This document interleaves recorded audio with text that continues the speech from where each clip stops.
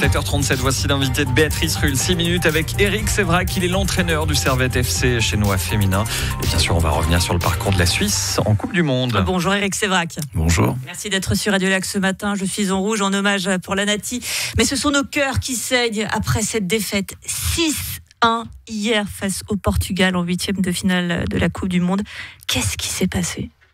Je pense qu'il y avait un adversaire qui était très fort. Il y avait un système qui était un petit peu pas très clair. Et puis il y avait beaucoup de joueurs un petit peu pas forcément à leur niveau. Donc tout ça ensemble fait qu'il y a une lourde défaite de la Suisse. Est-ce que cette défaite, c'est avant tout la défaite du coach national Murat Yakin ?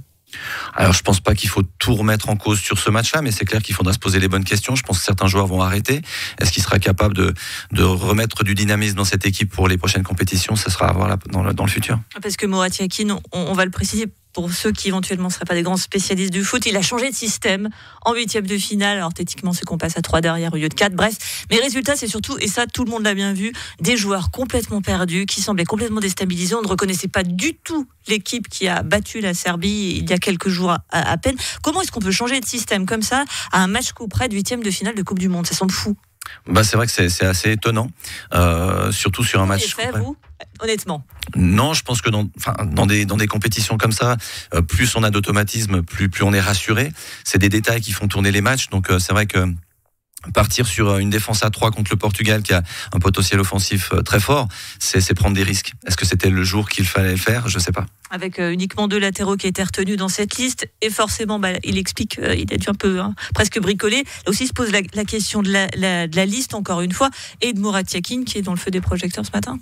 Oui, cette année on avait le droit à 26 joueurs, donc c'est vrai que ces choix peuvent paraître étonnants. Maintenant, ça fait presque une année qu'il travaille avec cette équipe, donc je pense que ces choix étaient décidés avec un staff.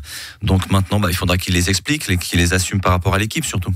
Un mot de nos leaders, Yann Sommer, Xherdan Shaqiri et Granit Xhaka, extrêmement transparents hier. Ils n'étaient tout simplement pas présents, et s'ils ne sont pas présents, c'est compliqué d'y arriver aussi.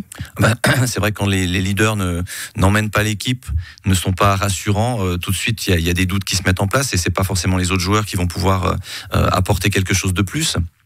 C'est vrai qu'Yann Sommer est un petit peu la pierre angulaire de cet aspect défensif. Hier, on l'a trouvé assez mal en point. On le disait, la Suisse transparente, un Portugal virevoltant. Le niveau du Portugal, justement, est-ce qu'il vous a étonné ? Alors, on sait de quoi le Portugal est capable de faire avec ou sans Ronaldo. Hier, c'est vrai que on se pose la question, est-ce que c'était la Suisse qui était vraiment très mal organisée et qui leur a laissé des boulevards ? Mais ils ont été assez efficaces offensivement, assez rapidement. Et c'est vrai qu'après, la confiance est là et ils ont déroulé. Allez, je vais poser la question qui fâche, mais est-ce qu'on s'est pas vu un peu trop beau pour cette Coupe du Monde ? Certains parlaient même déjà de victoire.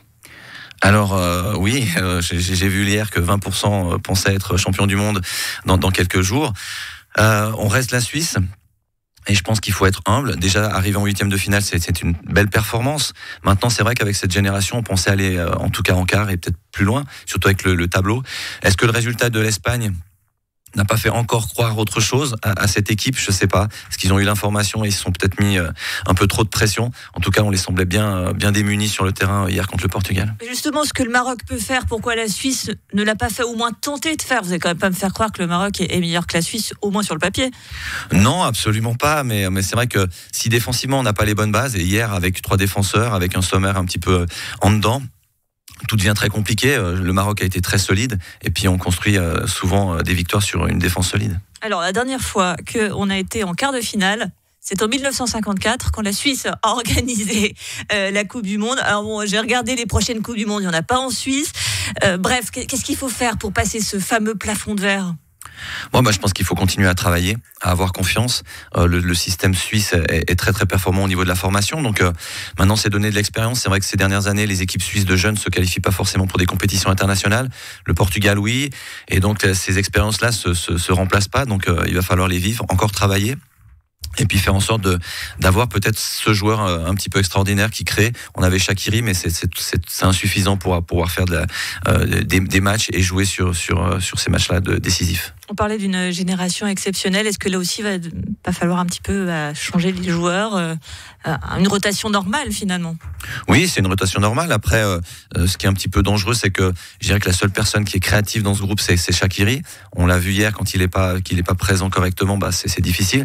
On n'a pas forcément derrière un milieu de terrain qui est créatif comme ça, et c'est ça qu'il va falloir chercher pour avoir gagner des matchs et être présent dans ces compétitions internationales. Allez, pour terminer sur une note un peu plus joyeuse, vous êtes donc l'entraîneur du Servette FC Chesnois féminin. Dans votre équipe, il y a des joueuses portugaises. Comment elles vont ce matin?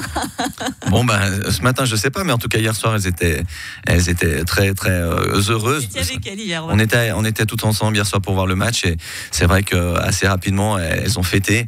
Elles étaient très très contentes de ce résultat, et je suis content aussi pour elles, parce que c'est vrai que c'est un pays de football, donc c'est très bien. Et on va rappeler que Servette Chesnois, donc là, est en pause hivernale. Vous reprenez le championnat en février.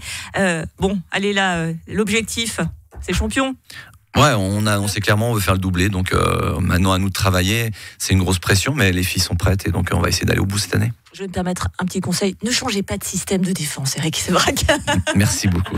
Merci beaucoup d'avoir été sur Radio Lac ce matin, l'entraîneur du Servette FC Chesnois féminin. Et on pourra vibrer grâce à nos filles au Servette FC Chesnois féminin, ça c'est déjà pas mal. Merci d'avoir été sur Radio Lac.